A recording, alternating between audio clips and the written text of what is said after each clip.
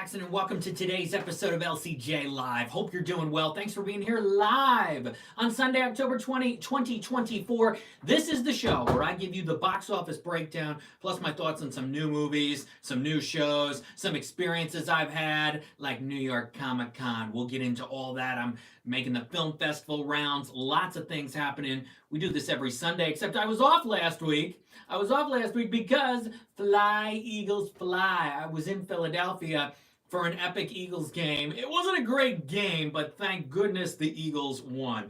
But I'm here today for LCJ Live. I got a lot of cool things to talk about. Thank you to the folks in New York Comic Con. I had a great time on Thursday with lots of animation panels and events and some cool people I got to meet and see. And this awesome Phineas and Ferb shirt. Getting the band back together. The show is back for a new season in 2025.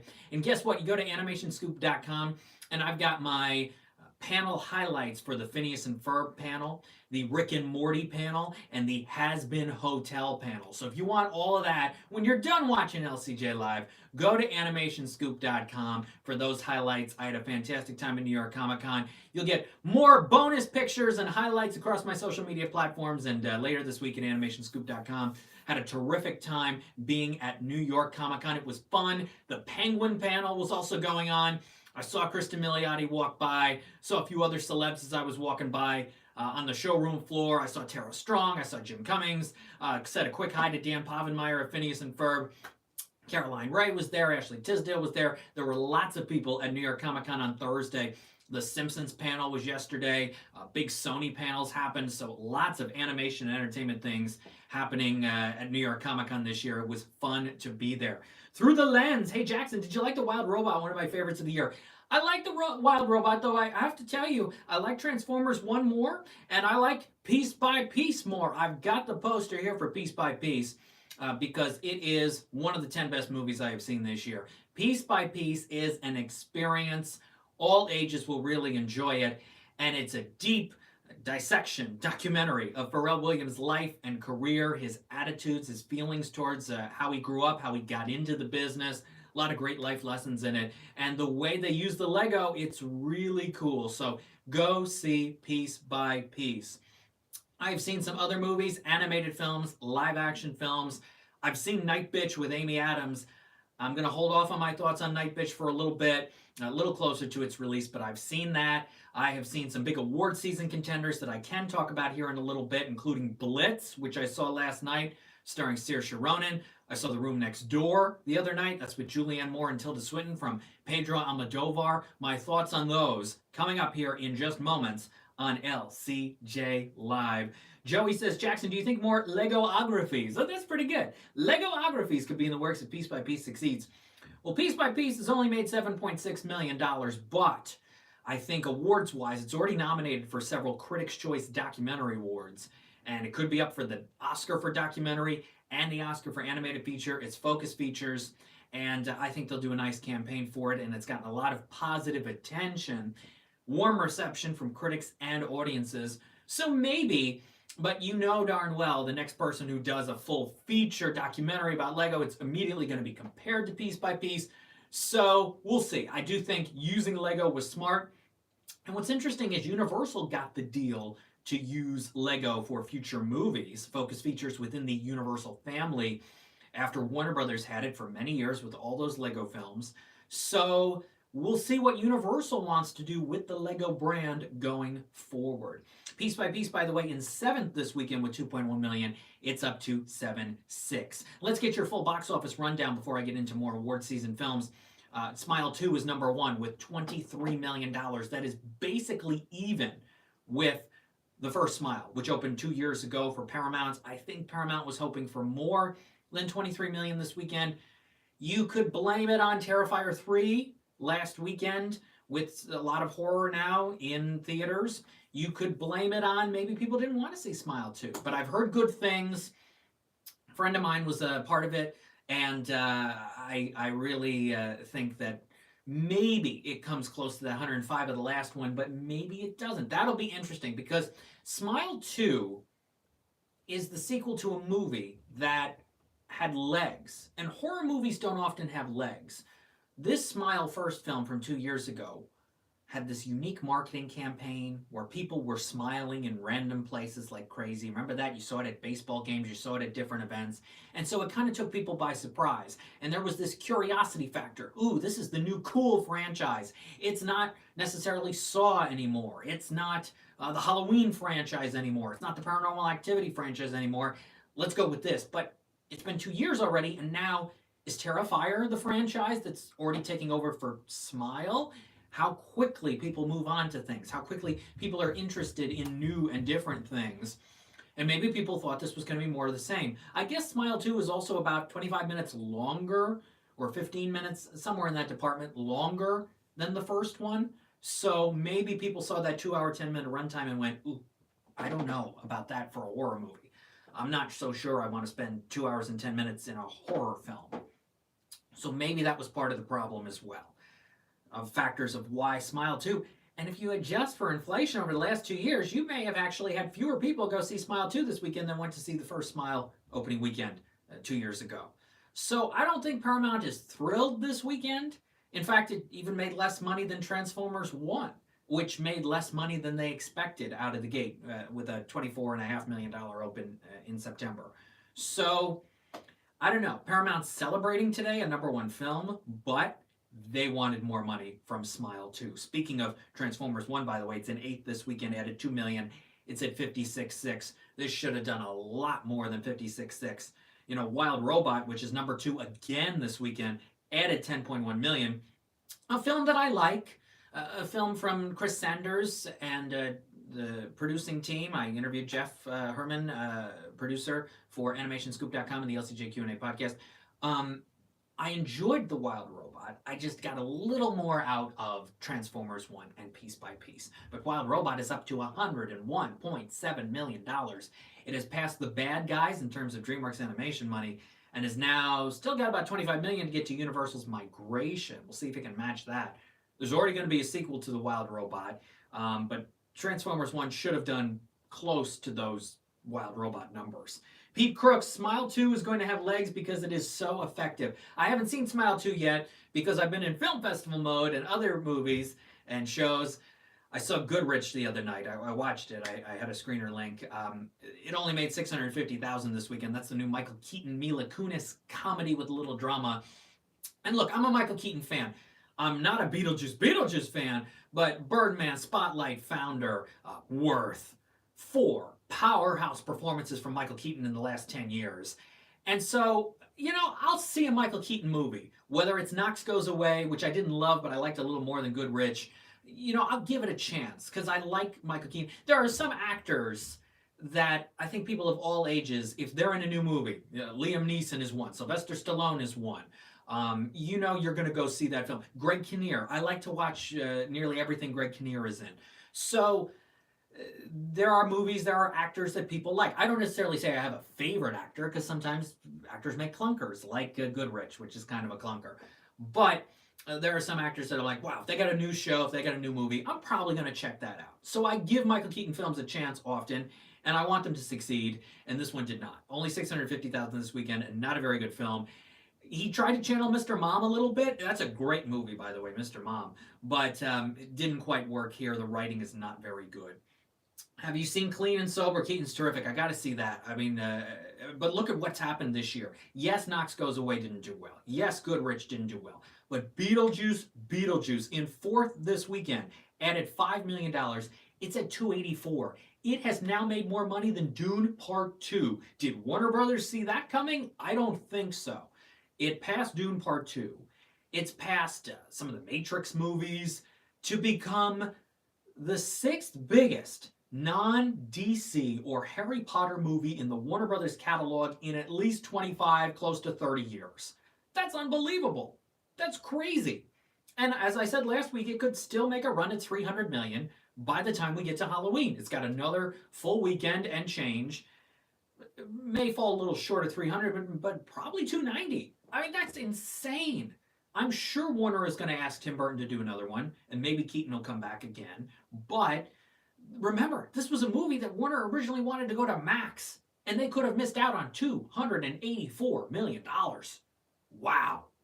Wow. That's amazing. Terrifier 3, by the way, in third with 9.3 million. It's at 36.2. I'm a little scattered today with the numbers going out of order, but let me tell you also about the fifth place movie, which I haven't seen yet because I've seen some other films, but I will catch up on this at some point soon. We Live in Time. Florence Pugh, Andrew Garfield. It opened in limited release last weekend.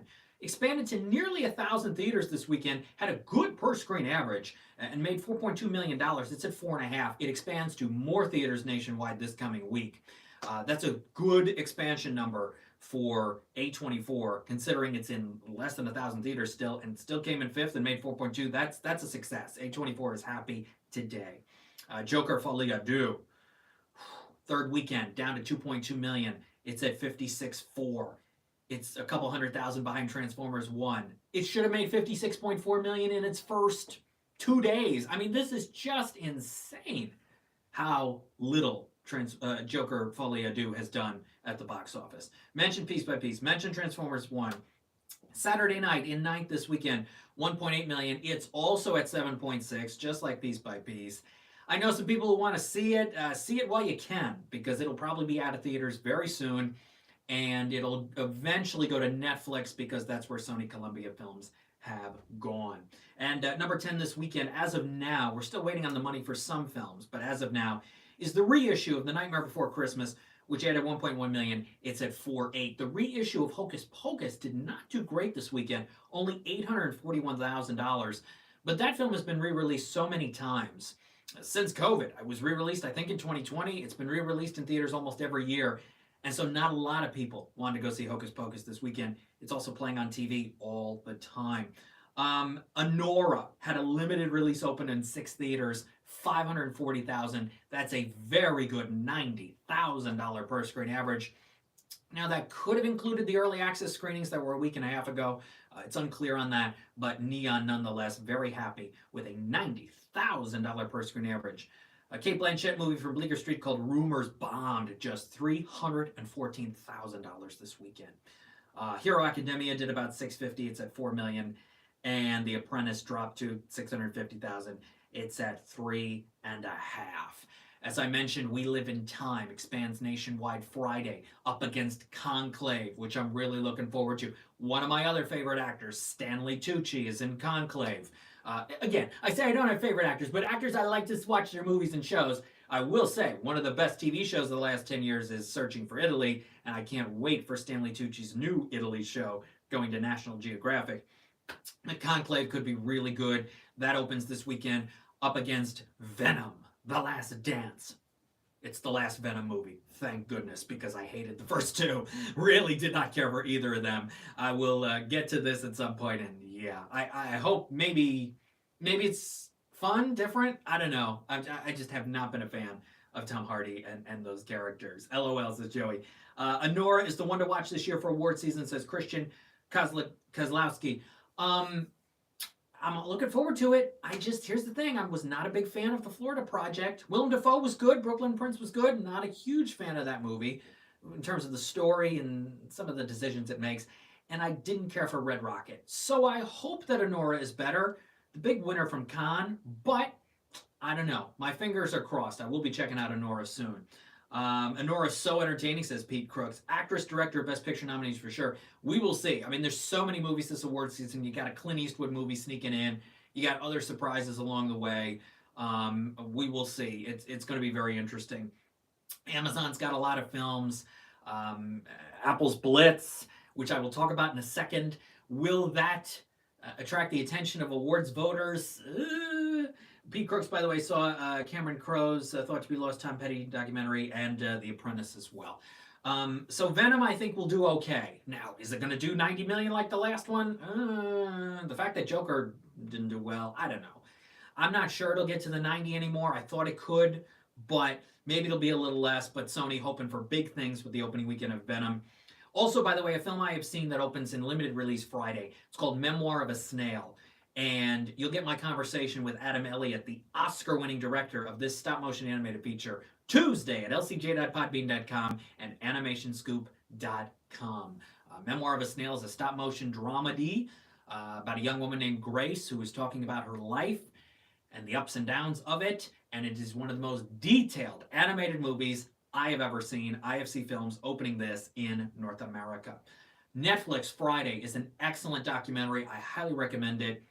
I believe it's up for some Critics' Choice Documentary Awards. It's called The Remarkable Life of Eblin, and it is about a young man who turned to an online video game platform to keep him interested in life because he was going through a lot of difficulties.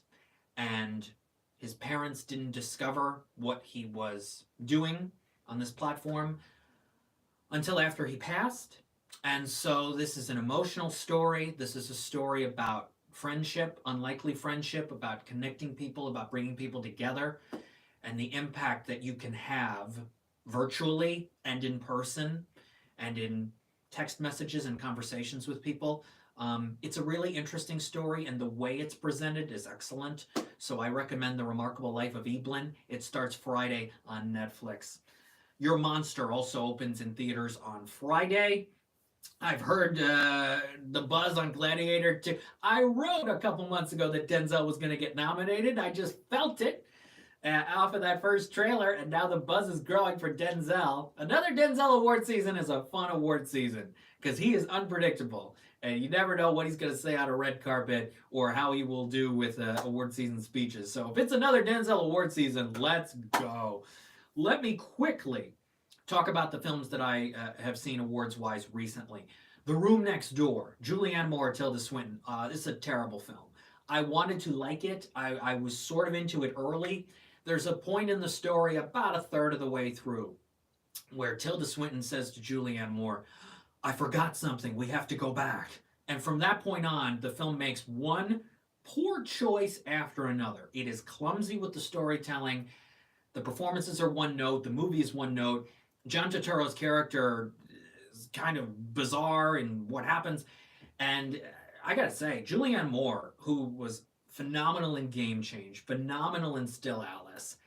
I haven't seen many excellent performances from her since Still Alice. I can think of one, maybe two, out of the last 10 years. May December was not one of them. Tilda Swinton, the much better performance in 2024 from Tilda Swinton is in Problemista. You talk about a character that has layers, dynamic, memorable, deep, interesting, unique, unpredictable, and with some gravitas. That's Problemista. If you haven't seen that, watch it. That's the Tilda Swinton performance I want nominated this year, not for The Room Next Door. The biggest problem is the writing. It's also very overdramatic. It's like a soap opera, and the back and forth a little bit, but then that goes away, and the decisions that it makes, it's just clumsy. It's just, that's the word I kept thinking while watching it, right to the end. And I go, wow, I liked Pain and Glory from Pedro Almodovar. Antonio Banderas, if Joaquin didn't win for Joker, I think Antonio Banderas would have won the Oscar. He was that good. I thought Parallel Mothers was all right. Penelope Cruz was good, but I didn't have the issues with it like I have with The Room Next Door. It opens December 20 from Sony Classics. Ugh, don't go see it. And the other movie is Blitz, which I saw last night at the Woodstock Film Festival. And this is a film that I'm also disappointed in, unfortunately. Saoirse Ronan, with this and The Outrun, it's a 1-2 punch of, she gave such good performances in the past in Brooklyn and Lady Bird and Hannah. I didn't care for Little Women that much. But these two, not great roles for her.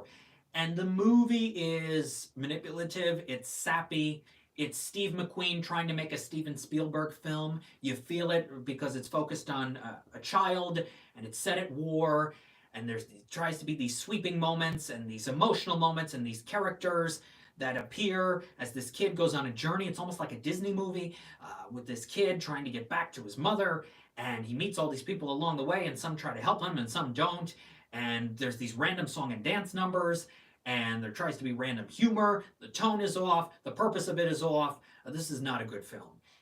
It is a film that as I was watching, I go, wow, this is just weak. This is lightweight. About 80% of the film I'd call a lightweight, and about 20% of it has a little grit, but on a scale of 1 to 10, 10 being this is gritty, it's like a 2.5. I mean, it just, I sat there through all 2 hours last night going, wow, this is just basic. It's standard. And it tries to move you, and it can't get there at all. It just cannot. It's repetitive in some sections. It's some odd storytelling choices. So I am not a fan of Blitz. And this is the movie that I guess Apple has really going for it this award season. And I don't care for it. And I think, there's something to be said for old-fashioned storytelling, which this sort of tries to be. But it has none of the heft of something like Young Woman in the Sea, which is old-fashioned storytelling, but has the heft, the power, the emotion. It isn't in your face. It allows you to grow with the characters. It allows you to be moved by what's happening genuinely. Daisy Ridley's fantastic. Young Woman in the Sea, which was my #1 film of the first half of the year, may still be my #1 movie of the whole year. If you haven't seen it, watch it on Disney+. That is how old-fashioned storytelling is done. Blitz is weak. Two duds in The Room Next Door and Blitz. But other films that have been out recently, film festivals, like I said, Memoir of a Snail, Flow, another nice animated film, visually very interesting. That's played at some festivals. It's from Gintz Zilbalotis, and he did a film called Away. He basically made that whole animated film himself, which is amazing. And this film is about a cat and some other animals on a water journey and on a journey through nature, and it's a visually very interesting film. So that's been playing at some festivals, but I cannot recommend Blitz, and I cannot recommend The Room Next Door. I'll be seeing more big award season contenders soon. Look for my thoughts across all social media platforms. And that's it for today's episode. I'm going to answer this question from the Golden Oreos. I know the theater is the best way to watch movies. What's your favorite format for movies at home? Disc, digital, or older format like VHS? I haven't watched a lot of movies on VHS in a long time, but I used to. In fact, I used to record TV shows on VHS tapes till about 10, 11 years ago, and then finally a DVR came.